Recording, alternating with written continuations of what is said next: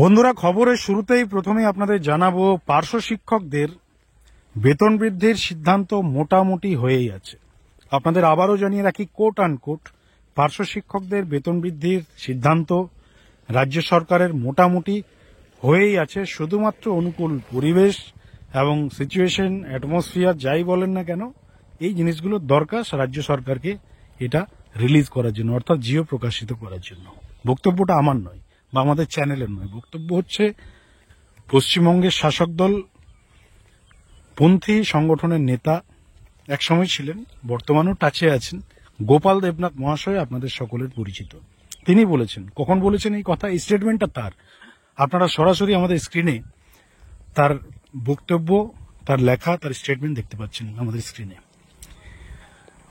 আপনারা সকলেই জানেন আমাদের চ্যানেল এই লাস্ট 25 নভেম্বর যে জয়েন্ট ফোরামের লাস্ট বৈঠক হয়েছিল, সেই বৈঠকের পর আমরা বৈঠকের বিষয় নিয়ে শেষের পর কিছু তথ্য আপনাদের কাছে তুলে ধরেছিলাম এবং আমরা কোট আনকোট বলেছিলাম ফোরাম ভেঙে চুরমার। আজকে দুটি বিষয় নিয়ে আলোচনা করব। ফোরাম কি সত্যি সত্যি ভেঙে চুরমার হয়ে গেছে, না এখনো কিছু রয়েছে? পার্শ্ব শিক্ষকদের বেতন বৃদ্ধির সবকিছু সিদ্ধান্ত হয়েই আছে, যেটা গোপাল দেবনাথ মহাশয়ের বক্তব্য, সেই বক্তব্যের স্ট্যাটাস কি এবং বর্তমানে সাধারণ পার্শ্ব শিক্ষকদের পয়েন্ট অফ ভিউ কি, তারা কি চাইছে। কিছু কিছু শিক্ষক নেতা যাদের সাথে আমাদের অত্যন্ত ভালো সুসম্পর্ক, তারাও আমাদের সেই প্রতিবেদনে কাউন্টার করেছেন। তারা বলেছেন অর্ধসত্য না জেনে খবর করা ঠিক নয়। দেখুন, বিষয় হচ্ছে লাস্ট 25 নভেম্বরের যে বৈঠক, সেই বৈঠকের পর ফোরাম ভেঙে চুরমার এই যে ট্যাগলাইন আর এই বিষয়টাকে স্ট্যাবলিশ করা, প্রচার করা, চ্যানেলের মাধ্যমে একটা খবর পরিবেশন করা, হাইলাইট করা সাধারণ পার্শ্ব শিক্ষকদের মাঝে কতটা ব্যাড ইফেক্ট পড়বে, কতটা নেগেটিভ ইফেক্ট পড়বে বা পড়তে পারে, সেই ধারণা, সেই সেন্সিবিলিটি, সেই রেসপন্সিবিলিটি আমাদেরও আছে। সেই সমস্ত কিছু ভাবনা চিন্তা করেই আমরা সেই প্রতিবেদনটা করেছিলাম। কেন করেছিলাম তার কারণ, সেই খবর করার আগে কিছু ভার্চুয়াল এভিডেন্স নয়, লিখিত এভিডেন্স আমাদের কাছে এসেছিল, যে এভিডেন্সগুলো সেই প্রতিবেদনের ব্যাকগ্রাউন্ডে আমরা রেখেছিলাম। আর সেই লিখিত এভিডেন্সগুলো এটাই যে সেই বৈঠকের সমস্ত নেতৃত্ব বা নেতার লিখিত স্টেটমেন্ট কি ছিল বৈঠকে, তাদের পয়েন্ট অফ ভিউ, তাদের মতামত কি ছিল, তারা কি লিখেছিলেন, সেটা স্ক্রিনে দেওয়া ছিল।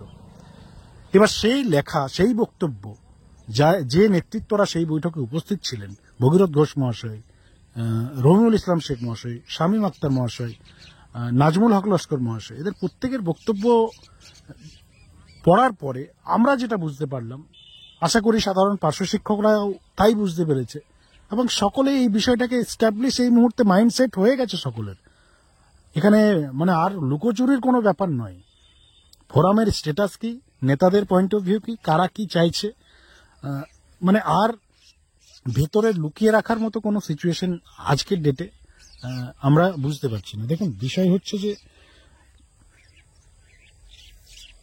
দুটো সিদ্ধান্ত রাজ্য সরকারের দৃষ্টি আকর্ষণ করা, একটা পক্ষ করবে, সেখানে একটা পক্ষের মতামত হয়েছে কিছু পক্ষের, সেই সাইডে আবার শাসকপন্থী যারা আছে তারা রাজ্য সরকারের সাথে আলোচনা করে দাবি আদায়ের চেষ্টা করবে।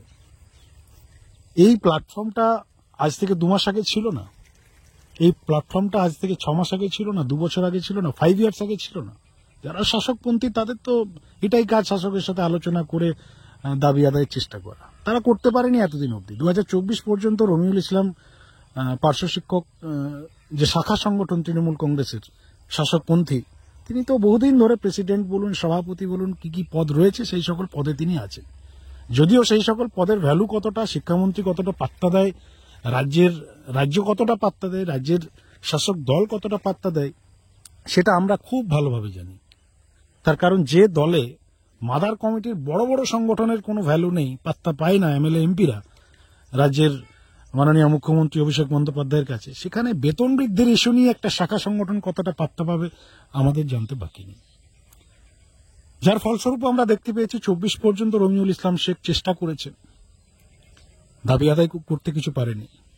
তিনি এক্সকিউজ দিয়েছেন যে দাবি আদায় হওয়ার যখনই সিচুয়েশন এসছে বিরোধীরা রাস্তায় নেমেছে, বিরোধীরা সরকারকে গালাগালি দিয়েছে। এবার রমিউল ইসলাম শেখ মহাশয় সেই লেভেলের নেতা যিনি একা মাঠে বা ফাঁকা মাঠে তিনি এজ এ শাসকপন্থী নেতা যদি থাকেন এবং আদার্স কোনো সংগঠন রাজ্যে না থাকে, কেউ রাস্তায় না নামে, তাহলে তিনি দাবি আদায় করতে পারবেন। তো সেই প্ল্যাটফর্ম বা সেই সুযোগ, সেই ফাঁকা মাঠ তিনি কোনোদিন পাবেন না, কোনো দেশে, কোনো রাজ্যে, কোনো সেক্টরের তিনি পাবেন না। কারণ এভরি ডিপার্টমেন্টে শাসক বিরোধী থাকবে, শাসকপন্থী সংগঠনও থাকবে, বিরোধীও থাকবে, নিরপেক্ষ থাকবে। রাজ্য সরকার সমস্ত কন্টেক্সচুয়াল ডিপার্টমেন্টের একের পর এক বেতন বৃদ্ধি করছে, প্যারা টিচাররা বঞ্চিত, সর্বশিক্ষা বঞ্চিত। সর্বশিক্ষা নিয়ে যখনই বেতন বৃদ্ধি বা দাবি পূরণের বিষয় আসে, রাজ্য সরকারের একটাই বক্তব্য, তাদের হাতে টাকা নিয়ে কেন্দ্র সরকার টাকা দিচ্ছে না। এই গল্পগুলো তো আমরা শুনেছি অনেক আগে। এবার বহুদিনের পর একটা প্ল্যাটফর্ম তৈরি হলো, যেখানে সাধারণ পার্শ্ব শিক্ষকরা সকলে মোটামুটি একমত ছিলেন। তারা স্যাটিসফাইড হয়েছিলেন যে যাক, নেতারা সকলে এক হয়েছে, অন্তত যেটা হবে এক ছাতার তলায় যাতে হোক। সে সরকারের সাথে যদি আলোচনাই হবে, সেটাই হোক একত্রিতভাবে, জয়েন্ট ফোরামের ব্যানারে, যদি রাস্তার আন্দোলনই হোক বা দৃষ্টি আকর্ষণ, যাই বলুন না কেন, সেটাও যেন এক ছাতার তলায় বা সবাই একত্রিতভাবে হোক। সাধারণ পার্শ্ব শিক্ষকদের ডিমান্ডটা হচ্ছে এটাই। আমরা গতকাল একটা পোলও করেছিলাম আমাদের এক পেজে, সেখানেও আমরা দেখলাম প্রায় 75% পার্শ্ব শিক্ষক, সাধারণ পার্শ্ব শিক্ষক, যারা কোনো সংগঠন বিলং করে না বা গ্রাসরুট লেভেলের পার্শ্ব শিক্ষকদের যে অপিনিয়ন আমরা দেখলাম, আমাদের চ্যানেলেও আমরা সার্ভে করেছি, ইভেন লোকাল স্তরে কথাও বলেছি বিভিন্ন জেলার পার্শ্ব শিক্ষকদের সাথে, তাদেরও সেম বক্তব্য যে যেটা হবে, যদি রাস্তায় নামতে হয় সবাই একসাথে নামা যায়, যদি আলোচনাই করতে হয় একসাথেই হোক, একটা ফোরামের মাধ্যমেই হোক, একত্রিতভাবে হোক, তার জাগ বেশি থাকবে, ওয়েট বেশি থাকবে, সরকারও পাত্তা দেবে। কিন্তু সেটা না হয়ে আমরা যেটা দেখতে পেলাম 25 নভেম্বরের যে বৈঠক, সেখানে ইন্ডিভিজুয়াল কিছু সিদ্ধান্ত হলো, অর্থাৎ একটা পক্ষ রাস্তায়, একটা পক্ষ দৃষ্টি আকর্ষণ, একটা পক্ষ আলোচনা, তারপর নেতারা নিজেদের মতো করে স্টেটমেন্ট শুরু করলেন।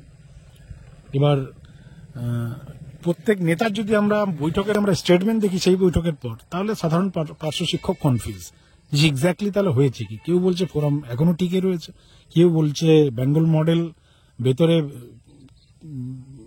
বিষয় রয়েছে প্রকাশ করা যাবে না, কেউ আবার বলছে ফোরাম ভেঙে চুরমার, কেউ আবার আদার্স সংগঠনের নেতাদেরকে গালাগালি দিচ্ছে।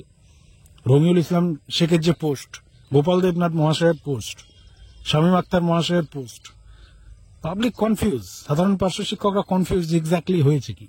আমরা যেটুকু বুঝতে পেরেছি, অর্ধসত্য হোক অল্প সত্য হোক, লিখিত আকারে যে বক্তব্যগুলো আমরা পেয়েছি সেটারই অ্যানালাইসিস করেছি।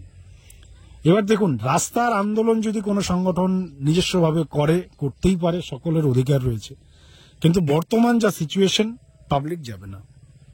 ড্যাম শিওর 2000 প্যারা টিচার কলকাতার বুকে জড়ো করা, কলকাতার পার্শ্ববর্তী জেলা বাদ দিয়ে বাইরের জেলা থেকে পাবলিক নিয়ে আসা বা প্যারা টিচার নিয়ে আসা অত্যন্ত ডিফিকাল্ট। এই বাস্তব সত্যটা কিন্তু আমরা উপলব্ধি করেছি এই মুহূর্তে। প্যারা টিচাররা খবর শুনতে ব্যস্ত, প্যারা টিচাররা বাড়িতে বসে দাবি আদায় যাতে হয়ে যায় এমনি এমনি সরকারের সাথে আলোচনা করে, অর্থাৎ খুব ইজি প্রসেসে যদি দাবি আদায় হয়ে যায়, তাহলে তারা সেটাই বেশি এই মুহূর্তে তারা পছন্দ করছে। তো যার ফলস্বরূপ যে সংগঠন এই মুহূর্তে দৃষ্টি আকর্ষণ করার সিদ্ধান্ত নিয়েছেন, তাদের কাছে বড় চ্যালেঞ্জ প্যারা টিচারদেরকে রাস্তায় নামানো। যদিও আমরা এটাও বলছি যে দাবি আদায়ের লাস্ট অপশন কিন্তু সেই রাস্তা। অনেক পার্শ্ব শিক্ষক রয়েছেন, অনেক কেন 75 পার্শ্ব শিক্ষক এই মুহূর্তে যা আমরা বুঝতে পারছি, তাতে তারাও চাইছে আলোচনার মাধ্যমেই হোক। কিন্তু বিষয় হচ্ছে যে এই ফোরাম যখন তৈরি করা হলোই, 2-3 মাস অ্যাটলিস্ট সময় দেওয়া, অর্থাৎ রমিউল ইসলামকে সময় দেওয়া নয়, ফোরামকে, যে একটা টিম তৈরি হয়েছিল, সেই টিমকে পার্শ্ব শিক্ষকরা আরো 2-3 মাস সময় দিতে চাইছিলেন, যে আপনারা আরো 3 মাস অন্তত একসাথে যাই করবেন একসাথে করুন। যদিও নেতাদের সেই ঐক্যমত্য হয়নি। আর প্রথমের যে বৈঠক হয়েছিল, সেটা আমার মনে হয়, বা সাধারণ পার্শ্ব শিক্ষকরাও অনেকে বলছে যে সেই বৈঠকটা ফালতু টাইম নষ্ট করা, পার্শ্ব শিক্ষকদের ডিমোটিভেট করার জন্য, পার্শ্ব শিক্ষকদের সাথে জাস্ট টাইম পাস 1 মাসের জন্য না করলেই হয়তো বেটার হতো। রমিউল ইসলাম ডেকেছিল, না গেলেই বেটার হতো, কি দরকার ছিল তার ডাকে যাওয়ার। এমনিতেও তিনি এই মুহূর্তে এস্টাবলিশ একটা ফ্লপ নেতা হিসাবে রমিউল ইসলামকে সত্যি কথা বলতে ট্রাস্ট করে না কেউ। আর তার ব্র্যান্ড ভ্যালু যদি আমরা দেখি, পশ্চিমবাংলায় মাইনাসে রয়েছে। কারণ দাবি আদায় করতে পারেনি, দীর্ঘদিন ধরে সংগঠনে আছে। সংগঠনটারই আজকে স্ট্যাটাস কি রয়েছে? তৃণমূল পার্শ্ব শিক্ষক শাখা সংগঠনের কে নেতা, আসল নেতা? বুবাই কোলে ভ্যালু, রবিউল ইসলামের ভ্যালু কতটা, মহিদুল ইসলাম তার উপরে রয়েছে। পুরো তৃণমূলের শাসক সংগঠনটাই জল ঘোলা অবস্থায় রয়েছে। শিক্ষামন্ত্রীর সাথে কার কতটা সুসম্পর্ক, কার কতটা কি বিষয় রয়েছে, পার্শ্ব শিক্ষকরা সব বুঝতে পারে। এই বিষয়গুলো লুকোনোর কিছু নেই। তো যার ফলস্বরূপ এই মুহূর্তে যা সিচুয়েশন, খুব ডিফিকাল্ট সিচুয়েশনে আছে, ভাষায় প্রকাশ করা যাবে না। তবু আমরা বলবো, এই মুহূর্তে যে খবর দিয়ে আমরা শুরু করলাম, মাননীয় গোপাল দেবনাথ মহাশয়ের যে বক্তব্য, যে সবকিছু নাকি সিদ্ধান্ত হয়েই আছে, সেই হওয়া সিদ্ধান্তটা কিভাবে রিলিজ করা যায় রাজ্য সরকারের কাছ থেকে, বা নিয়ে আসা যায়, সিদ্ধান্তটা বাস্তবায়ন করা যায়, সেই নিয়ে একটু অন্তত বেশি না 1-2 মাস ট্রাই করা উচিত বলে আমরা মনে করছি, সাধারণ পার্শ্ব শিক্ষকরা মনে করছে। বাকিটা ইন্ডিভিজুয়াল সংগঠন রয়েছে, তাদের বড় বড় নেতা রয়েছে, সেখানে আরো অনেক বুদ্ধিজীবী নেতৃত্ব রয়েছেন, তারা সিদ্ধান্ত নেবেন। তবে সাধারণ পার্শ্ব শিক্ষকরা কি চাই, সেটা গতকালকের যে পোল যেটা আমরা করেছিলাম, 75% তারা কিন্তু একত্রিতভাবেই চাইছে, যেটাই হোক, সে রাস্তার হোক বা সরকারের সাথে আলোচনা হোক। আজকে জয়েন্ট ফোরাম তৈরি হয়েছে, আজ থেকে 4-5 বছর আগেও এই ধরনের একটা জয়েন্ট ফোরাম তৈরি হয়েছিল, যার নাম দেওয়া হয়েছিল বা রাখা হয়েছিল ঐক্যমঞ্চ। কে বাদ ছিল সেখানে? শুধুমাত্র শাসক সংগঠনের রবিউল ইসলাম শেখ বাদ ছিল, বাকি তো রামশ্যাম সকলেই ছিল সেই ব্যানারে, সেই ঐক্যমঞ্চের ব্যানারে। সেই ব্যানারের ফার্স্ট প্রোগ্রাম 4ই সেপ্টেম্বর মুখ্যমন্ত্রীর কাছে শিয়ালদা থেকে ধর্মতলা মিছিল, তারপর মুখ্যমন্ত্রীর কাছে ডেপুটেশন, এই ধরনের কর্মসূচি তো করা যেতেই পারত ফোরামের ব্যানারে, সরকারের পক্ষ থেকে, সরকারের কাছে থেকে মানে এই নয় যে ঝান্ডা নিয়ে করতে হবে।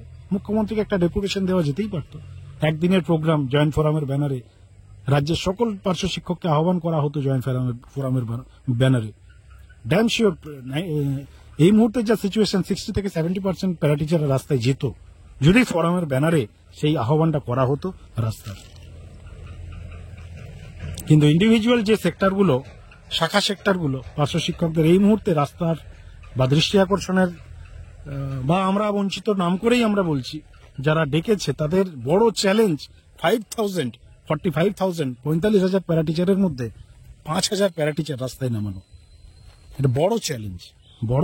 এবং যা সার্ভে রিপোর্ট, তাতে 5,000 পাবলিক এই মুহূর্তে রাস্তায় নামা এই 2 মাসের মধ্যে, 1 মাসের মধ্যে বা কুইক, অত্যন্ত ডিফিকাল্ট। বাকিটা সময় বলবে, আমাদেরও নজর থাকবে সেই বিষয়ে, আপনারাও দেখবেন। বন্ধুরা, এই বিষয় নিয়ে যদি আপনাদের কিছু বলার থাকে, মতামত থাকে, নেগেটিভ পজিটিভ যাই থাকুক, জয়েন্ট ফোরামের সিদ্ধান্ত, ফোরাম ভেঙে আছে কিনা, ফোরামের কি স্ট্যাটাস, আপনারা কি মনে করছেন, সমস্ত বিষয় নিয়ে লিখে জানান। কারণ নেতারা যাই সিদ্ধান্ত নিক, সাধারণ পার্শ্ব শিক্ষকরা সাপোর্ট না করলে তাদের সিদ্ধান্তের 1%ও ভ্যালু নেই, এটাও বাস্তব সত্য। এই কথায় কিন্তু কোনো অর্ধ সত্য নেই। নেতারা যতই আন্দোলনের ডাক দিক বা সরকারের সাথে আলোচনা করার ডাক দিক, সাধারণ পার্শ্ব শিক্ষকরা যেখানে তাদের সাপোর্ট যাবে, যেখানে সাধারণ পার্শ্ব শিক্ষকদের সহমত থাকবে, ব্র্যান্ড ভ্যালু বলুন বা সেই কর্মসূচিটাই জোরালো হবে। তো এই সমস্ত বিষয় নিয়ে আপনাদের প্রতিক্রিয়া লিখে জানাবেন চ্যানেলে, এবং চ্যানেলে নতুন থাকলে সাবস্ক্রাইব করতে কাউকে বলবো না, আপনাদের ইচ্ছা। সকলে ভালো থাকবেন, সুস্থ থাকবেন, ধন্যবাদ।